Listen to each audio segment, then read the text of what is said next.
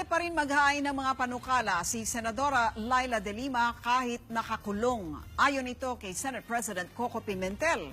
Sinabi niya ito kasunod ng pagbisita ng ilang Liberal Party Senator sa Senadora kahapon. Kabilang sa mga bumisita sa PNP Custodial Center, sina Senador Franklin Drilon, Antonio Trillanes, Risa Ontiveros at Kiko Pangilinan. Susuportahan daw nila ang petisyon ni de Lima na makasama sa botohan ng ilang panukala tulad na lang ng death penalty bill at pagpapaliban sa barangay elections.